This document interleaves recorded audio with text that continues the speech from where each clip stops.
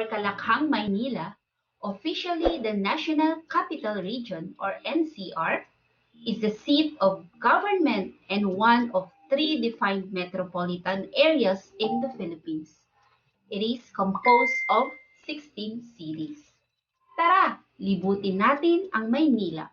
We must see places when visiting the capital city of the Philippines. Manila can offer so many rich experiences for a first-time visitor. While the city may be known for its modern structures, lifestyle centers, and bustling nightlife, it's also home to a number of historical and cultural spots that shouldn't be missed. Did you know Manila is home to a famous UNESCO heritage site? The San Agustin Church along General Luna Street in Manila is one of the four Spanish colonial-era Baroque churches in the UNESCO World Heritage List. It was completed in 1607, making it the oldest church in the Philippines. It features intricate art, grand vaulted ceilings, 3D carvings, and majesty Parisian and chandeliers. Its beauty makes it a popular choice for weddings. Suppose you're into this type of cultural immersion, why not visiting the Philippines' three other Baroque churches that also made it to the UNESCO list? Go on a road trip up north to visit the Santa Maria Church in Ilocos Sur and the Poway Church in Ilocos Norte.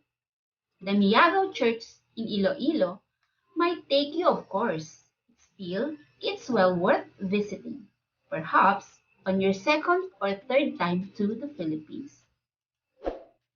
Did you know that the oldest Hispanic stone fortress is in Manila? And it's quite close to San Agustin Church.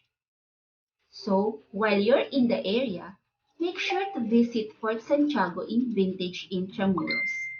It was constructed in the late 1500s to serve as one of the Spaniards' defense lines. Fort Santiago has a rather dark history as it.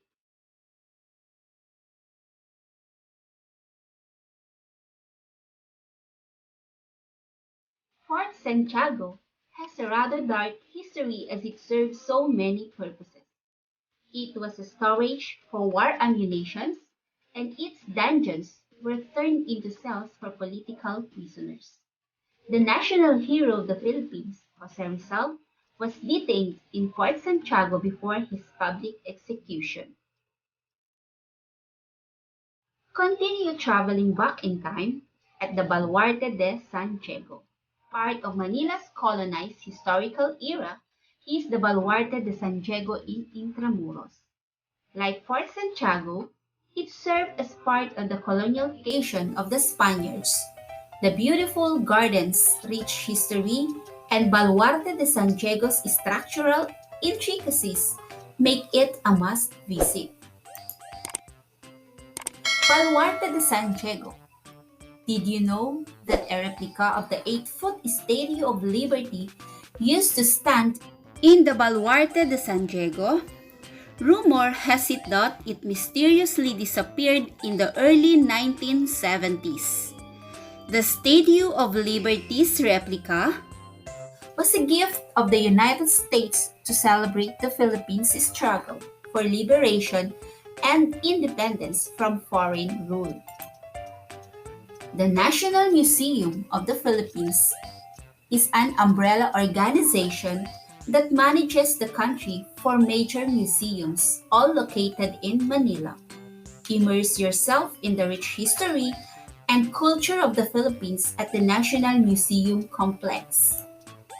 The four major museums are the following: the National Museums of Fine Arts, where the Spolarium by Juan Luna is housed; the National Museum of Anthropology, where you can learn about the baybayin for the country's oldest script handed down from ancestors; the National Museum of Natural History, where the skeletal remains of the largest crocodile in captivity lolong hang from the second floor. The National Planetarium, where real-life displays of celestial bodies are protected.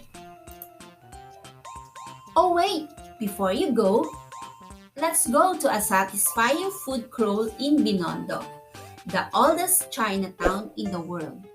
It was established in 1594 by the Spaniards as a settlement area for Chinese migrants. Enjoy authentic Cantonese meals for hole-in-the-wall restaurants and take home freshly baked treats such as hopia, tikoy, and Macau egg tarts to end your Manila adventure on a sweet note. Rent a bike as you alternate from one Manila must-see site to the next. This is also a smart way to avoid traffic. And if you ever see a kalesa, don't miss the opportunity to ride on one for a truly local Manila experience. While you're still in Manila, score cheap finds and hunt for bargains in Divisoria. It has literally everything you might need. Just make sure to get the extra baggage allowance once it's time to go home. So, what are you waiting for? Kita-kits soon. Manila will be waiting for you. That's all for this day. Don't forget to subscribe, like, and share for more videos for you to be updated. Thank you for watching.